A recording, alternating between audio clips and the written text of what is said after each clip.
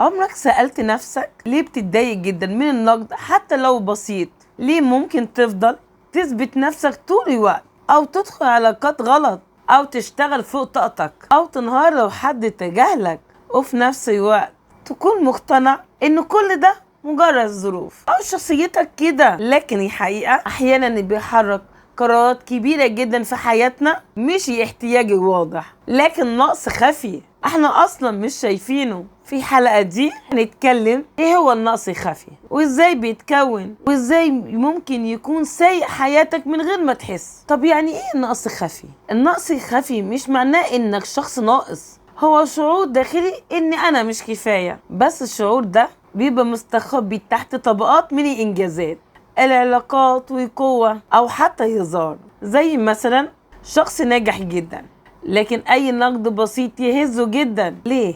لان النجاح بالنسبة له مش طموح بس، هو محاولة مستمرة يثبت انه هو كفاية. طب ازاي بيتكون النقص الخفي ده؟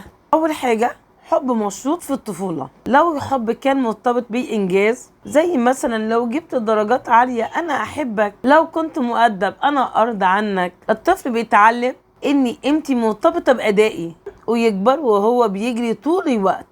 تاني حاجة مقارنة مستمرة. بص بنت خالتك، شوف أخوك. المقارنات المستمرة بتزرع إحساس أنا أقل حتى لو الشخص ده ناجح جدا بعد كده. تالت حاجة تجاهل احتياجاتي العاطفية. في ناس بتوفر ليها أكل وتعليم وكل شيء، لكن مفيش احتواء عاطفي، وده بيخلي الشخص يكبر جواه فراغ مش مفهوم. طب ازاي يا دكتور النقص الخفي ده بيقود حياتنا؟ أول حاجة في علاقات، ممكن تتمسك بحد بيأذيك. ليه؟ لأن مجرد اختياره ليك بيحسسك بقيمة. زي مثلا الشخص بيتجاهلك لكن أول ما يهتم بيك شوية تتمسك أكتر. تاني حاجة في الشغل، بتشتغل بإفراط وتربط قيمتك بإنتاجية، لو ارتحت تحس بالذنب. تالت حاجة في الشكل، تسعى للكمال الخارجي بشكل مرهق لأنك بتعتقد إن أنت لازم تكون مثالي عشان تتحب. رابع حاجة في الناس، بتبقى شخص تفضل تقول نعم وطيب وحاضر وانت عايز تقول لا.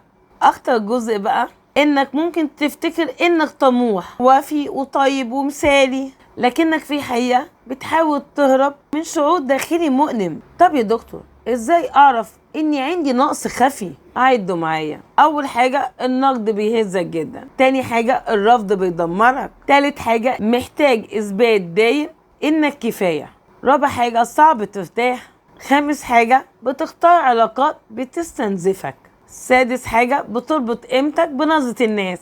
طب يا دكتور ازاي ابدأ اتعافى؟ اول خطوة تعترف ان طول عمرك بتحاول تملأ حفرة داخلية باشياء خارجية.